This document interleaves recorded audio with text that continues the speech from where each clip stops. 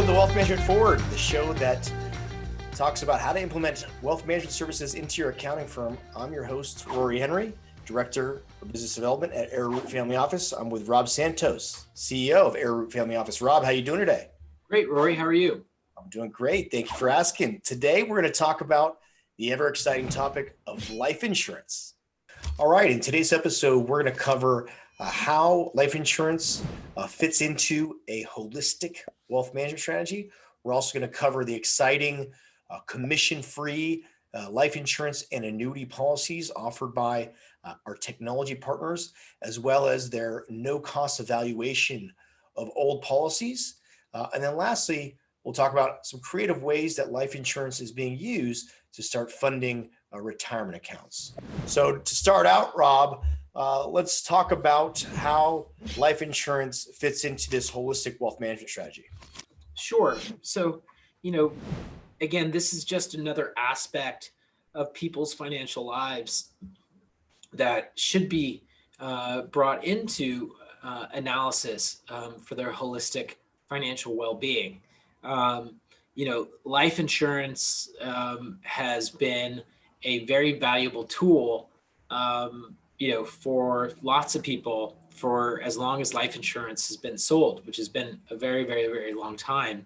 But there are aspects of life insurance that also tie into other things other than just insuring a life. And namely touching on some of the other episodes that we've done, which are estate planning, tax planning, overall investments management as well. And so it's a very useful tool to have in your toolbox, regardless if you are being the person that's servicing that life insurance need, or as we're going to talk about and you just touched on, partnering with a low-cost provider to really be that expert for you in some of these solutions. Because similar to these other aspects, be it tax planning or investment or liability management or estate planning, there is a depth of comprehensive information, which we're not trying to say that you should be an expert on. But as putting it as part of your advisory model, we can help to show you how to partner with, as you were mentioning, some non-commission providers, in particular, some of these non-commission consultants who will provide that expertise for you and your clients, and also take a lot of that conflict of interest, which people have kind of grown up with their cliche of an insurance salesman. Great. Yeah, Rob, can you touch on that cliche insurance salesman and commissioned insurance agents, and how that has now moved on to RIAs that are able to offer these commission-free solutions under a fiduciary standard? Absolutely. And you touched on it right there. We had talked about previously the cliche of the stockbroker. And there used to be a viewpoint really on the investment side and on the insurance side, and this continues to today, of suitability versus fiduciary standard, right? And those are two very, very separate things. Suitability means, are you suitable? Are you capable of doing something? It doesn't necessarily mean you should absolutely do this, that this is absolutely in your best interest. So, taking that paradigm, most folks have had experience dealing with an insurance agent, and those insurance agents really operate off of commission. So how much insurance you're buying, what type of insurance you're buying, the amount of that insurance that you're buying is how they're going to be paid. And so, everyone has had the experience of going to an insurance agent and showing them everything. And lo and behold, you are grossly underinsured. The thing that you need is insurance. And because that there is a misalignment there of conflict of interest, a lot of times, those insurance agents look at the financial needs of a client solely through the paradigm shift or the viewpoint of life insurance. So investments, life insurance, tax planning, it's all life insurance, right? Yeah. And some of this, I don't want to throw out all of it as not being valuable, because there is very, very valuable things that are involved with life insurance and that can help people in a tax advantage way invest, as well as protect their family. Estate planning. There's a lot of different ways to do it. What we believe is that operating under that fiduciary standard, which is we're acting in the best interest of our client, regardless of what tools they're using to solve some of these problems, and partnering with someone that is not commission based is really advantageous. So what I'm hearing, Rob, is that you're able to get the best of the products, which clients can get the value out of, these insurance or annuities, but you're not having to pay the high commission costs that historically have been inputted into these different policies and plans. Absolutely. And as we're talking about kind of aligned interest here, the solutions that we're talking about with non-commission insurance providers or consultants, the way that they are being compensated is by typically advisory firms or other platforms hire them on an annualized basis, pay them for their work to be that fiduciary person for them. So that's how they're being paid, not by the carriers. And so what that does is it puts the responsibility in their court to give us the highest level of responsiveness and service, but also a very, very high level of analytics, and help us and our clients be able to take away some of these more confusing aspects of insurance, because it can be very, very complicated. There's a lot of different aspects of it. And so that consultant can help to act as your team person in that fiduciary manner to come up with these solutions that, again, will be low or no cost commissions in order to be able to set some of these things up. Yeah, it's an example of leveraging technology to provide these insurance services and get that level of subject matter expert through the platform that you historically would have to pay commission for to an insurance agent. Absolutely. And touching on the technology, a lot of the base information around what the needs will be, running illustrations. So historically, if you had an insurance agent and you were talking about some of these solutions, you would give them a lot of details. They would go back, they would run a few different scenarios and come back to you. And, you would talk about it, they would go back and retool it. But there was a bit of there's a bit of a concentration risk there, as far as not as concentration of investment, but concentration of the insurance salesman, because, they will run iterations, but at a certain point, they don't want to continue to run iterations. They want to try to get that sale. And so these consultants, regardless if you end up using insurance or not, will continue to work with you continuously to explain these policies, walk through the costs, benefits, the reasoning behind these, why you may go with one provider over another. There's a lot of complicated parts here, and it takes a lot of the rush decision out of the equation, which allows you more time to be a better advisor and allow your clients to be better educated and make a better educated decision. Yeah, and I think really we want to focus and explain to accounting firms that it is really simple. The platform that we're using is just filling out a little bit of information, and then you can start having your clients' policies reviewed at no cost. So there's no cost evaluation. So you can provide immediate value add for your clients. I know they're saying that over half of the policies they're reviewing are able to be improved because they're originally written with these high commissions baked into them. Absolutely.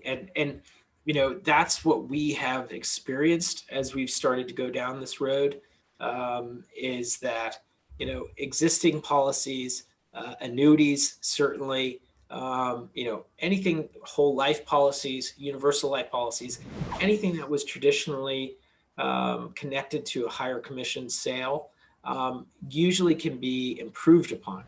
And, folks can feel a little uncomfortable about that because maybe you love your insurance guy, and that's okay.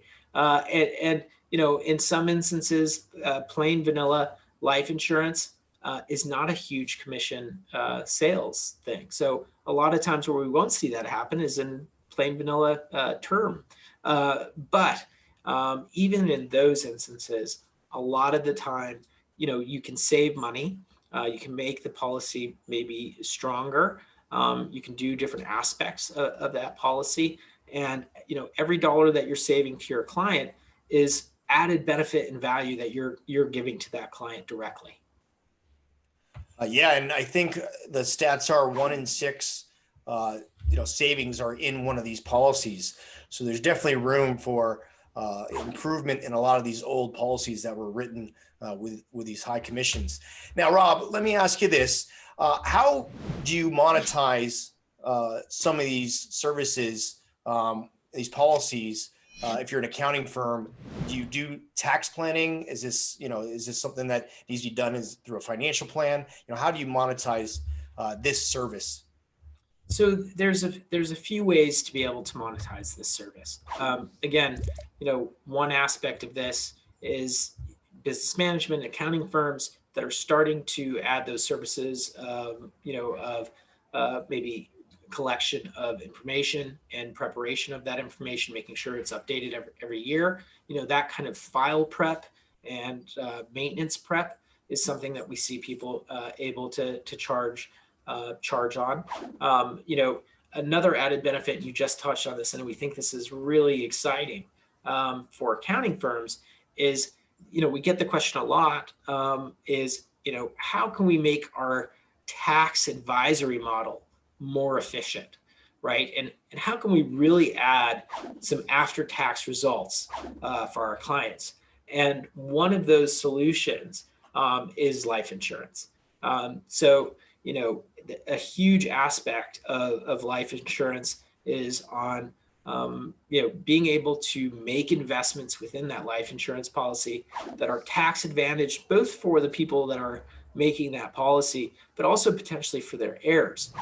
So this touches on your estate planning as well. And this is typically talking about historic, the way that people have kind of worked is, the ultra affluent or the affluent have been able to leverage some of that insight, from accountants or insurance salespeople, and harness some of that. So they're maybe putting some of their investments within a life insurance policy, which will shelter the investments within that policy from capital gains tax, and in some instances from income tax as well. And so, again, and we're also having the ability to be able to have much more transparency into what the investments within those policies will be. And the available investments within those policies have now become low cost as well. So, it branches into both tax advisory as well as this wealth management advisory process. And, the dollars that can be saved after tax for folks that are willing to go through some of this planning can be significant. And so, we can see that as being a valuable portion of your overall tax planning strategy, as well as potentially incorporating it into a wealth management strategy if that's what you're starting to offer as well. Yeah, and I think you can leverage this service as a differentiator from your competitors. If you're looking for organic growth or how do I get new clients, well, you can get business through your current clients by expanding and offering this life insurance module or these services, and allowing them to potentially rewrite their policy and provide immediate value to them that's tangible, whether that's more income in the future or lower premiums. Absolutely. Okay, Robin, let me ask you this. What's your competitive advantage in the marketplace by offering this service? Absolutely. So, taking this model of partnering with a no commission consultant that has relationships across the board with insurance providers, one is cost. You're going to see, a frankly a less expensive policy that's probably analyzed, as well as it can be. And in comparison, again, looking back on what we just touched on, which is a lot of the insurance brokers or the wirehouses that are offering life insurance are operating those through a broker dealer, which operate under a suitability standard as opposed to this RIA fiduciary standard. So we think that's really important, and we think that really differentiates us, and can differentiate the firms looking to incorporate this into their practice. Because not only is it going to be less expensive, potentially higher value and service, but this misalignment of interests between a suitability standard and a fiduciary standard, we think is really resonating in the marketplace today. Great. And can we touch on the difference, if you want to give some rough figures here, Rob, on a commission-based plan versus a non-commission based annuity, some figures on how much really goes into those commissions and what you may lose on the back end? Absolutely. We can see, anywhere from, 100% of your premium that you're paying into some of these whole life or annuities or universal life policies. 100% of your premium for kind of years 1 through 5 can potentially be going to pay the commission of the salesperson. And what does that do? Well, if that money is going to pay the sales commission, you see the cash value or the surrender value of those policies really not start to build up until years, the later years. And so that's one aspect that is really compelling in a non-commission, process. And we want to be careful on that because, even, putting out any of these policies in any kind of fashion does have some limited costs to them. But when we say non-commission, we mean that there isn't that large commission that's being paid to a salesperson. The underwriters have their own fees, and usually through these carriers can be very, negotiated to be much lower than what you'd see even through the salespeople. But when you show those two illustrations kind of side by side, and you can show that dollar value is going into the policy and that value will be in the policy in year 1 or year 2, as opposed to having to wait, 3 years or 4 years, sometimes 5 years for some of those expensive policies. It really drives home that fact.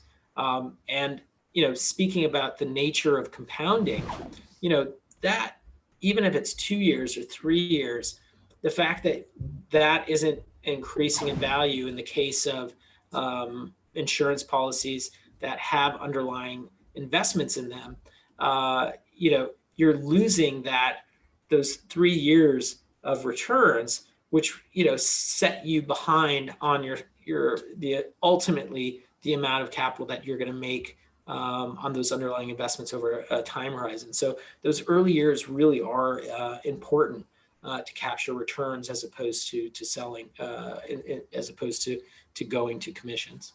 Hey, Rob. So we have a couple of slides here that show the before and after between a commissioned plan and a non-commissioned plan.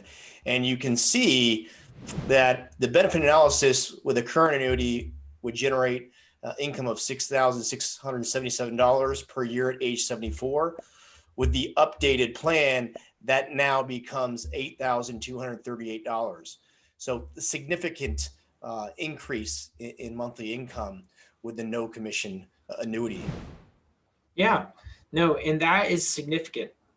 Using the example of the annuity, for investment and tax planning purposes, annuities have historically been a difficult investment for financial advisors to recommend because of the high cost and because there may be potentially other investments available in the marketplace to provide that needed income. In this low interest rate environment, annuities have become more attractive, especially low cost annuities that are offered through a non-commission platform. And if for folks that are getting closer to retirement that need every single one of those dollars to live off of potentially, or to be able to help them guide into retirement and have a sense of security in retirement, that's really compelling, right? Every extra $100, every extra $1,000 or $2,000 is really very important. Yeah. And if you're someone that's of the younger generation, if you max out your qualified plans, these are options that you can invest in, depending on how you structure it, to start deferring the taxes. Absolutely. All right, great, Rob. And the question I know accounting firms are going to ask is, if I want to have my clients' policies reviewed as a no-cost evaluation, what is the turnaround time on something like that? It's fairly quick. So, it can be a matter of days before we get that analysis back. And there can be further analysis being done as well for other aspects to take a look at. So what we see from people are, looking at certain life insurance needs for any one of those reasons. And so they have a review as well as running illustrations. And we find that to be very, very helpful and can be turned around with a matter of days. Yeah, and they were able to provide PDFs here showing the value proposition by rewriting the policies. So it's something that you can furnish your clients that makes you look attractive as their advisor. Absolutely. All right. And as far as licensing goes, Rob, do you have to be a licensed insurance agent? Do you have to be licensed as an RIA? How does the licensing work in regards to this life insurance? So through this method that we're utilizing, you do not need to be licensed as an insurance broker. You're not selling, nor are you getting commission. However, if you want to incorporate it into your wealth management model, and you are, you or a trusted party are managing the assets within that policy, you need to be a registered investment advisor or partner with a registered investment advisor. So, again, that barrier to entry, which used to have to be taking life insurance, insurance exams, by utilizing some of these platforms, they take on that burden, that licensing burden. And, we then have the ability to be able to incorporate those into our tax, financial plans, or estate plans. Okay, Rob, what are some creative things that people are doing with life insurance that we can access? Sure. So, first of all, life insurance is for life insurance. So we see a lot of people with the need of getting term insurance if they've recently been married or they have children. Again, we hope nothing ever would happen, but to take care of your loved ones. And so that for sure is one thing that everybody has been using it for. There's other things that people are using life insurance for. If you're a business owner or you have a partner in a business, getting key man insurance on that business owner or your partner can help ensure if one of you passes, that the company or the enterprise is still going to be taken care of. In that instance as well, if you own a business or you have shared property or shared assets with somebody, and you don't want to have to force your estate to sell those assets, you could get a life insurance policy that covers, the potential cost of whatever that investment is, and the other person gets paid out of that policy, if and when anything were to happen. The other things that we think are really interesting is essentially ways to use life insurance policy like a retirement plan.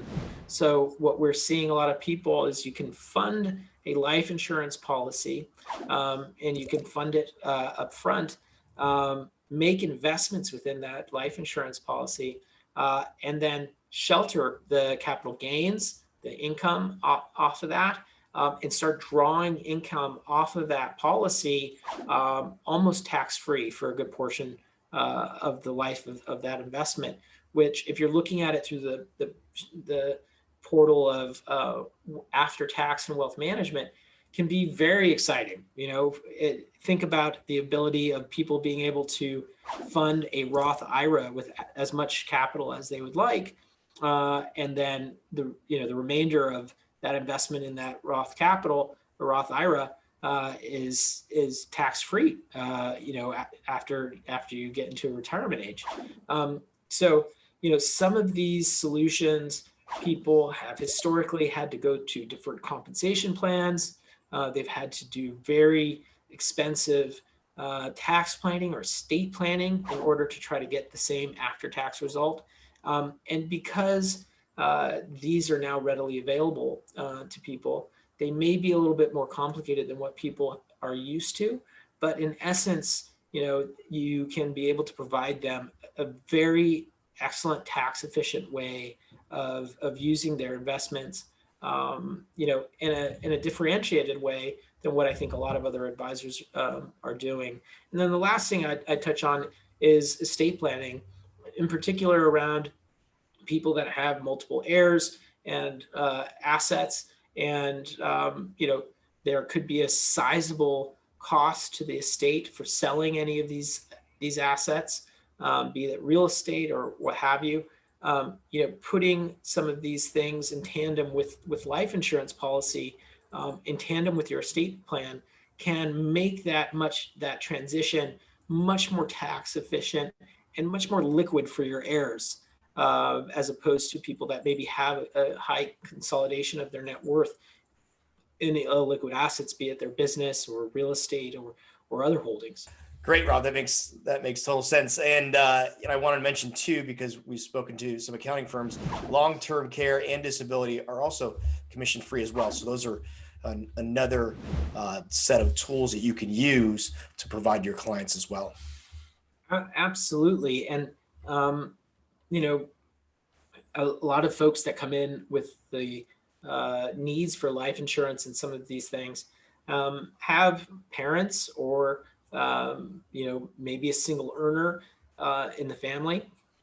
And so you can incorporate some of these things, such as long-term disability and some of these other things, into a holistic insurance package to be much more clear, and be able to provide peace of mind to people, which we think is really important, as well. But a lot of folks think that they need to go somewhere else to get some of those policies, and that all is being offered through these similar no commission partners. Great, Rob. So looks like we're able to bring this silo of life insurance, which used to be in and of itself, into the holistic wealth management pie and provide that family office level of service to the client. Absolutely. And Rory, like we touch on all the time, walking before we run, good best practices for accounting firms that are looking to start to incorporate this into their advisory model would be, one, getting some reviews from clients if they have insurance policies. We've never really met clients that don't want to make sure that their insurance policies couldn't be improved. And then secondarily is starting to get familiar with some of these platforms, either through us or another provider, for better education, because this is an aspect that is complicated. It is an aspect that is changing quite often, and you don't need to know all of it. But I'm fairly certain, as I was just talking about, how people can utilize life insurance a bit like a Roth IRA. That can be one aspect of tax planning that you can incorporate into your new tax advisory model. And so, our biggest thing would be, get started, start asking people if they'd be open to a review. And two is, start to get familiar with some of these platforms and start some of your own education, understanding that you're not going to become an expert in the day one. And that is okay, because you are going to be backed up by a tremendous amount of expertise.